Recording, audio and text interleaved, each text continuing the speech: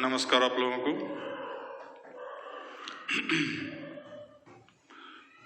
तो हम लोग फिर पहुंच गए अपने पर डे के रूटीन पर एक अच्छे विचार के साथ कि लाइफ में हमेशा बी पॉजिटिव, हमेशा पॉजिटिव बने रहिए, सारा काम अपने आप सफल हो जाएगा। तो तत्काल हम लोग पिछले क्लास में देखे थे कोलिगेटिव प्रॉपर्टीज का दूसरा character elevation in boiling point. अब हम लोग देखने जा रहे हैं डिप्रेशन इन फ्रीजिंग पॉइंट, तीसरा character.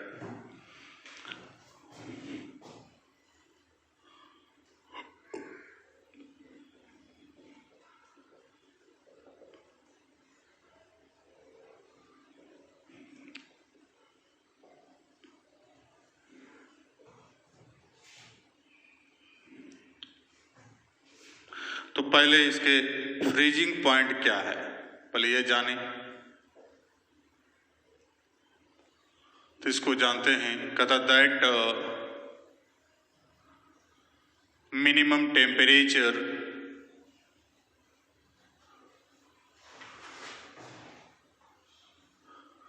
Eight which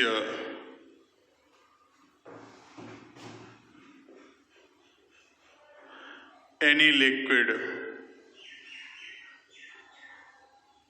starts to freeze is called its freezing point।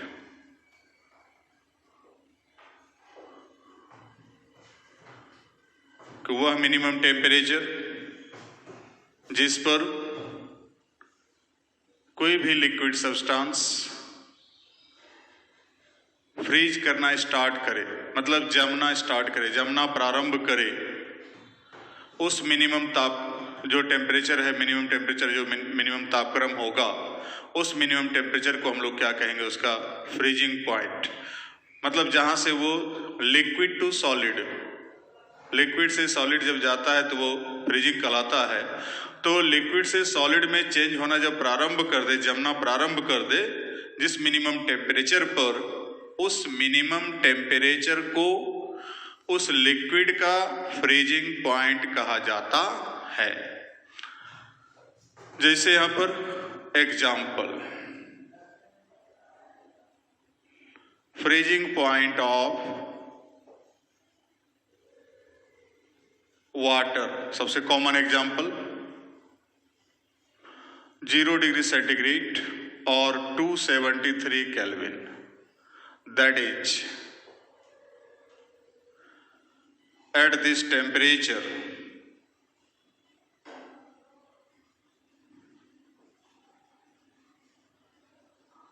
water starts to change as ice, बर्फ के रूप में परिवर्तित होना प्रारंभ करेगा वाटर।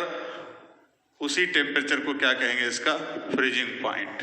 मतलब 0 डिग्री सेंटीग्रेड या 273 केल्विन टेम्परेचर पर पानी जो है बर्फ के रूप में जमना प्रारंभ कर देता है।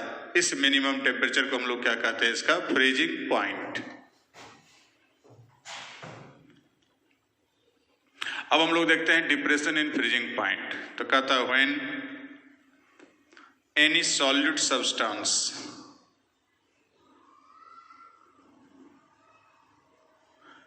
is dissolved into solvent, then its freezing point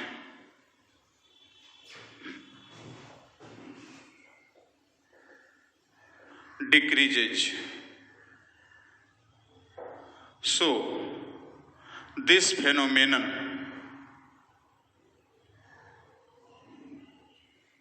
is called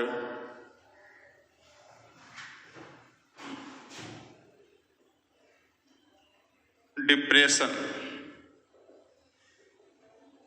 in freezing point.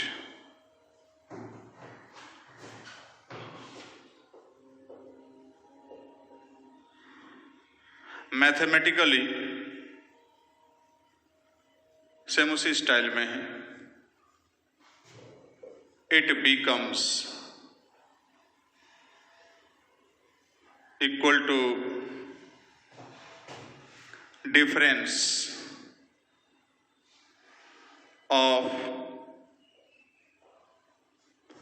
freezing point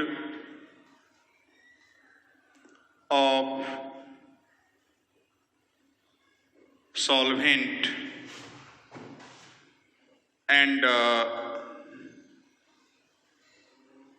freezing point of formed solution.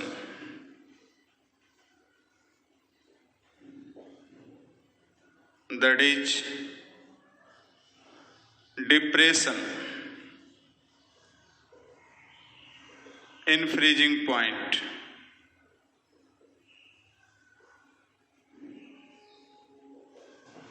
equal to freezing point of solvent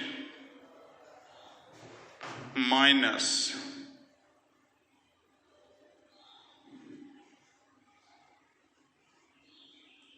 freezing point of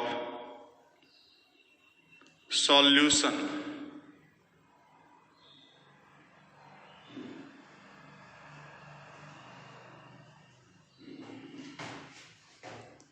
तो इसको कहेंगे डिप्रेशन इन फ्रीजिंग पॉइंट।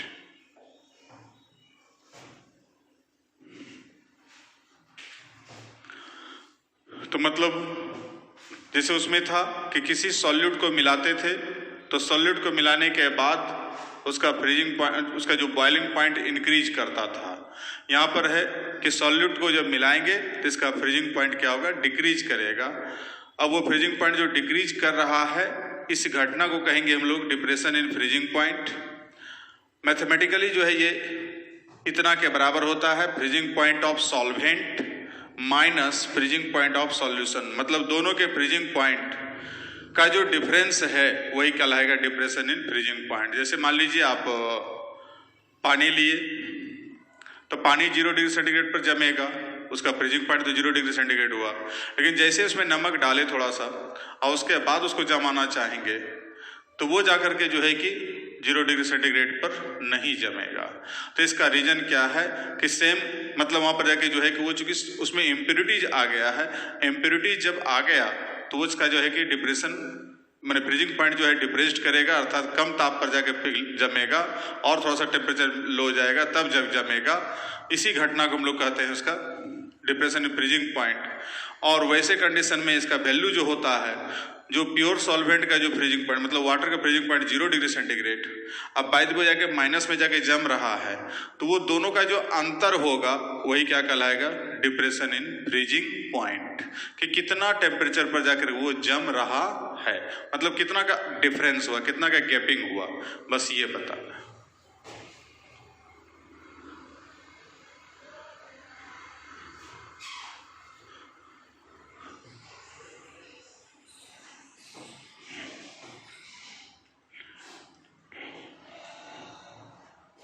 तो mathematically था, अब graphically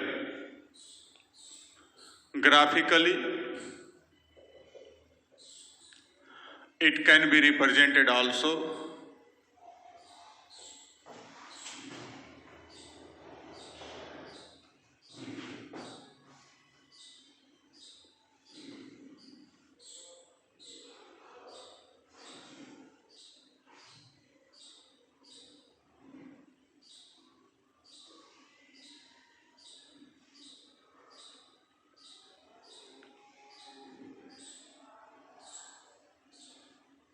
इधर vapour pressure,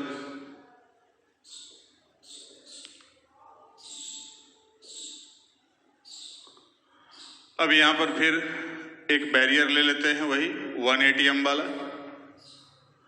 अब उसके बाद सपोज कीजिए कोई सॉल्वेंट यहाँ 1 atm पर उसके बॉइलिंग पॉइंट पर है, गर्म है। अब उसको ठंडा करते हैं, तो ठंडा जैसे करेंगे इसका वेपर प्रेशर क्या होगा, घटेगा। टेम्परेचर लो करेंगे वेपर प्रेशर घटेगा और एक डिफिनिट पर आकर के यहाँ पर वो जमना प्रारंभ कर देगा। तो इसी टेम्परेचर को कह देंगे उसका TF।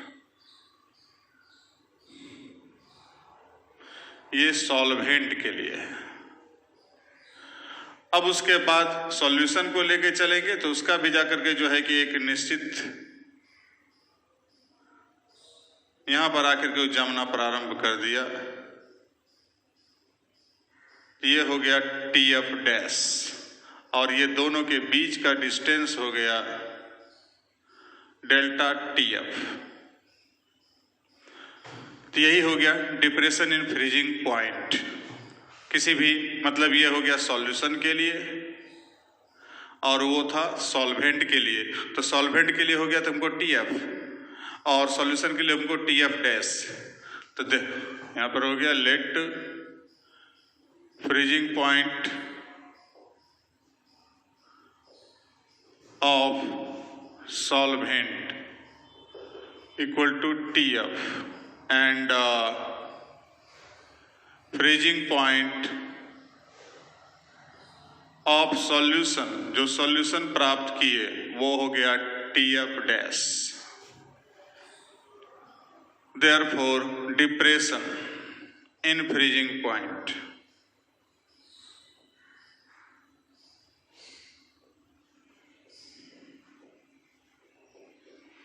इक्वल टू यहां से फ्रीजिंग पॉइंट ऑफ सॉल्वेंट, तो सॉल्वेंट का TF है और सॉल्यूशन का TF डैश है माइनस TF डैश। Therefore, इतना हो गया delta TF equal to TF minus TF dash.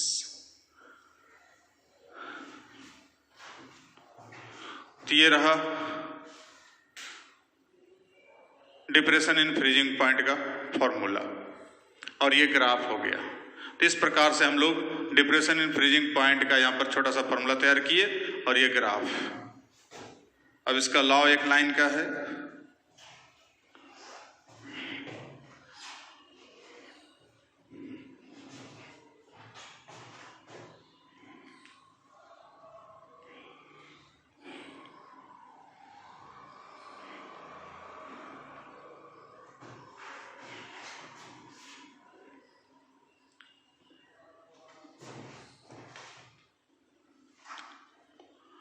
Depression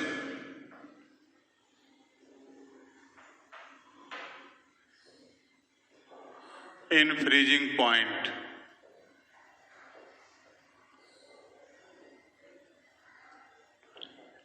is directly proportional to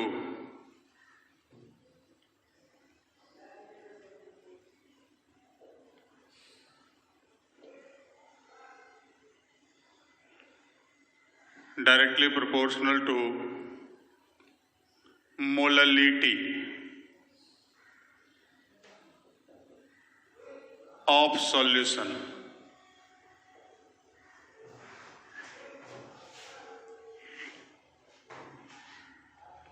solution के मोलैलिटी का समानुपाती होता है। That is depression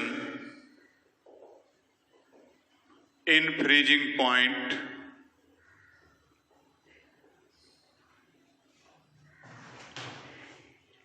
molality of solution और delta TF proportional to M। पिछला भी यही टॉपिक था। अब delta TF equal to some constant KF into M और चूंकि M इक्वल टू हम लोग जान चुके हैं WB इंटू 1000 मोलैलिटी है, MB into WA। Therefore finally हमको डेल्टा TF इक्वल टू हो जाएगा KF into WB into 1000 by MB to WA।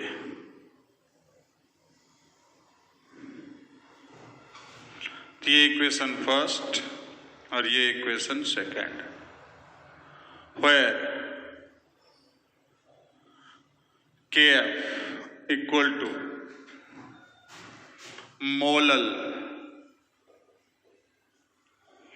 depression constant, अथवा इसको क्रायोस्कोपिक कांस्टेंट भी कहते हैं। इसका मान वही होगा RTF square by 1000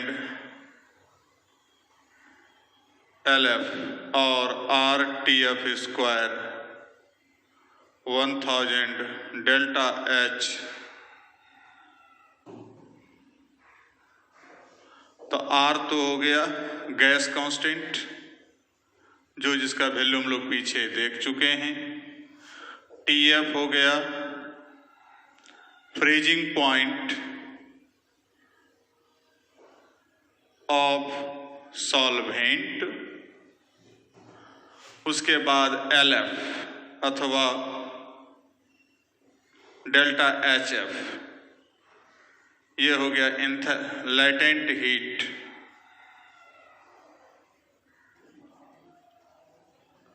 of fusion. तो ये जाकर के जो है कि इतना सारा चीज, फिर वही चीज हो गया RTB square by 1000 into LV था, यहाँ पर हमको RTF square by 1000 into LF है।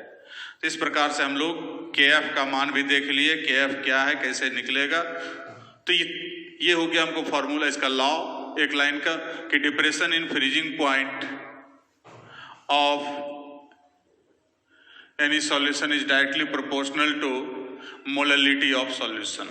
उसके मोलैलिटी का समानुपाती होता है। मोलैलिटी बढ़ेगा, डिप्रेशन इन फ्रीजिंग पॉइंट बढ़ेगा, मोलैलिटी घटेगा, डिप्रेशन इन फ्रीजिंग पॉइंट घटेगा। यहाँ से यही पता चल रहा है। यहाँ पर एक कांस्टेंट आया, प्रोपोर्शनल के चिन्ह को हटा के KF सबका मान रखे, ये फॉर्मूला तैयार हो गया। जो पिछला टॉपिक में भी हम लोग देख चुके थे, वहाँ KB था, यहाँ KF है, वहाँ डेल्टा TB था, यहाँ डेल्टा TF है, बस और कोई अंतर नहीं है। जहाँ जहाँ F है वहाँ B था, यहाँ पर F है।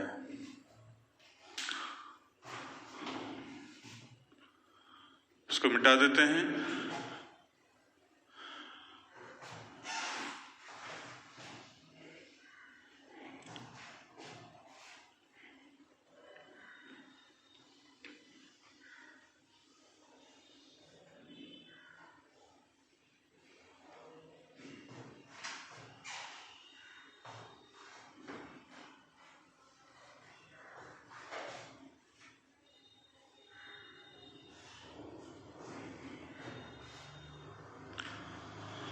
अब हम लोग यहां पर देखते हैं फ्रॉम इक्वेशन 2। तो इक्वेशन 2 से फिर वही होगा, delta TF is proportional to 1 by MB, that is depression in freezing point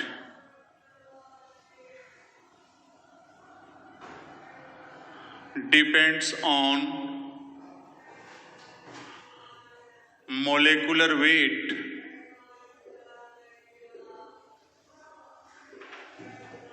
of solute। It proves that, यह साबित करता है कि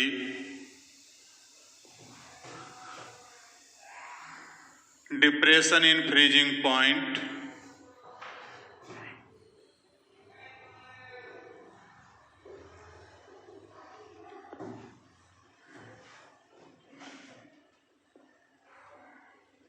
is an example of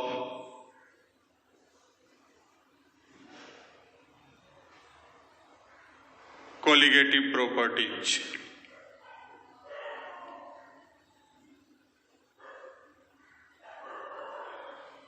तो यहां भी साबित हो रहा है कि ये MB पर निर्भर जब कर रहा है तो इसका मतलब ये कोलिगेटिव प्रॉपर्टीज का एग्जाम्पल है। चूंकि कोलिगेटिव प्रॉपर्टीज का परिभाषा यही बताए थे कि जो सॉल्यूट के मोलिकुलर वेट या नंबर ऑफ मोलिकुल पर डिपेंड करे, उसके पर प्रभावित हो करे, उसके द्वारा प्रभावित होता हो, तो उसको हम लोग क्या कहेंगे, कोलिगेटिव प्रॉपर्टीज। तो यहाँ पर डिपेंड कर रहा है, अतः ये साबित कर रहा है कि ये एक कोलिगेटिव प्रॉपर्टीज का एग्जाम्पल है। अब हम लोग देखते हैं न्यूमेरिकल इससे related.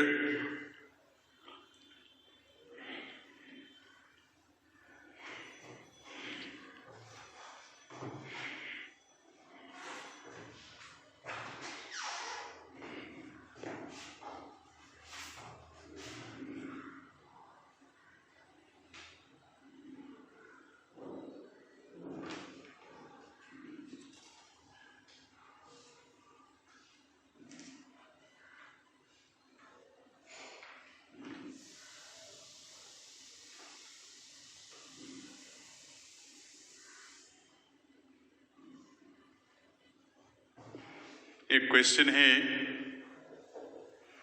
45 gram ethylene glycol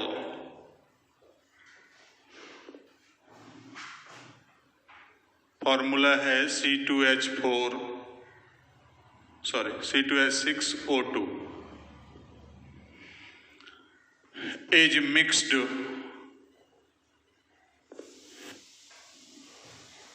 with 600 gram of water. Calculate.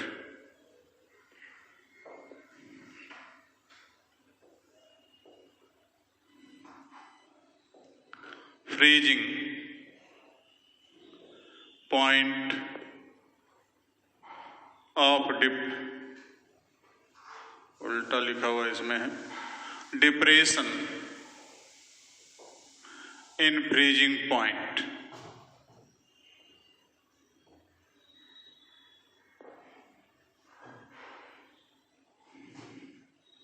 और दूसरा freezing point of solution. KF दिया हुआ है 1.86।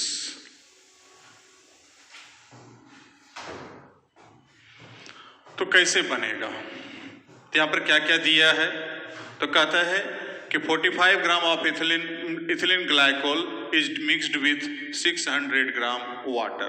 तो वाटर जो यहाँ पर है, ये वाटर हो गया सॉल्वेंट, इथिलीन ग्लाइकोल हो गया सॉल्यूट। तो ये है सॉल्यूट, ठीक है, और ये हो गया सॉल्वेंट। तो सॉल्वेंट हो गया, तो सॉल्वेंट का वेट दिया है WA। गिवन दैट सॉल्वेंट का वेट हम लोग क्या माने हैं, तो WA कंसिडर किए थे 600 ग्राम, एंड सॉल्यूट का वेट जो दिया है 45 ग्राम, तो ये WB, ठीक है। अब यहां सॉल्वेंट हटा देते हैं और सॉल्यूट भी हटा दिया, ठीक है। अब इसके बाद मोलेकुलर वेट उसका निकालेंगे MB। Molecular weight of C2H6O2, तो 2 × 12 प्लस 6 × 1 प्लस 2 × 16, 24, 6, 32, तो 62 निकला। अब उसके बाद KF दे दिया गया है 1.86।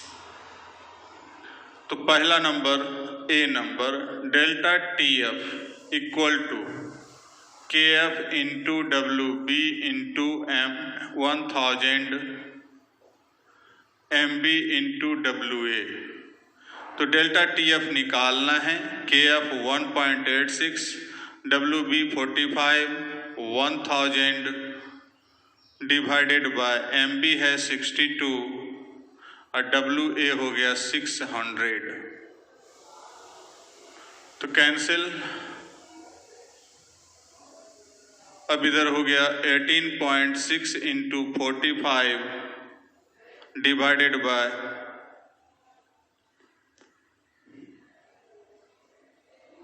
372। इससे डिवाइड करेंगे, डेल्टा टी एफ जो निकलना होगा उतना निकल जाएगा।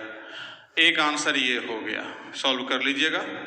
और दूसरा फिर delta T F equal to हम लोग जानते हैं T F minus T F dash, but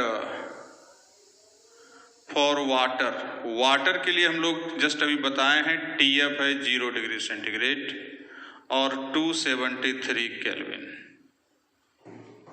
ठीक है, डेल्टा टी एफ यहां से निकल जाएगा। टी एफ यहां हमको मालूम है, ये दोनों जब मालूम है तो टी एफ डैश निकाल लीजिए यहां से। एक आंसर ये हो जाएगा कि इसमें पहले हमको इसको सॉल्व करेंगे, डेल्टा टी एफ का मान निकल जाएगा। और टी एफ तो हम लोग पहले से जान रहे हैं, वाटर का फ्रीजिंग पॉइंट कितना होता है 0 डिग्री सेंटीग्रेड या 273 केल्विन, तो टी एफ डैश आराम से यहां पर हम लोग ज्ञात कर सकते हैं।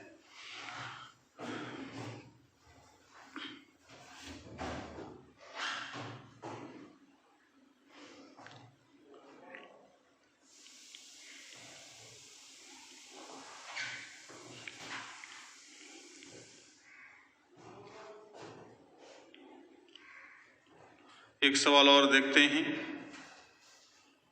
बाकी आप लोग बनाएंगे।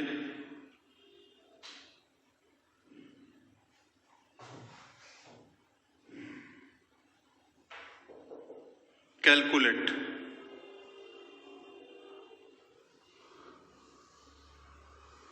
Molal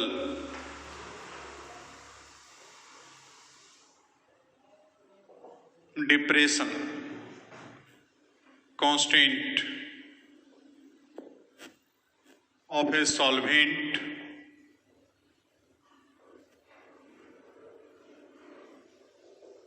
which has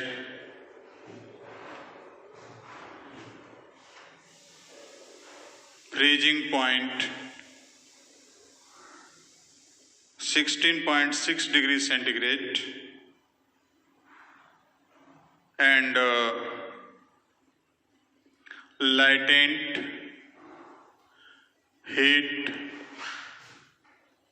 of fusion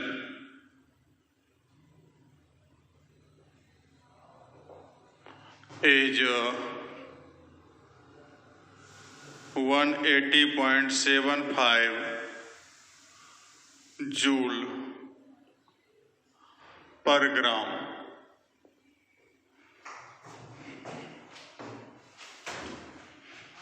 तो यहाँ क्या क्या दिया है, टी एफ दिया है 16.6 डिग्री सेंटीग्रेड, इसको केल्विन में बदलेंगे तो 273 जोड़ेंगे तो 0.6 718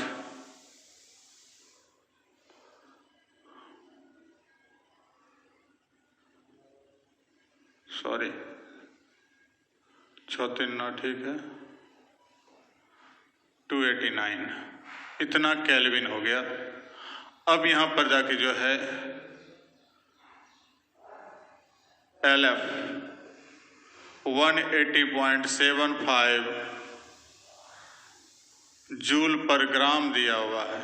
आर हम लोग जानते हैं 8.314 जूल पर मोल पर केल्विन होता है।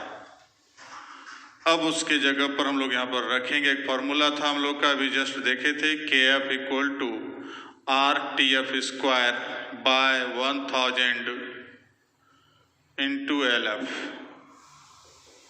तो 8.314 टी एफ का मान 289.6 divided by 1000 into L F है 180.75, जो भी निकलेगा वो आंसर हो जाए।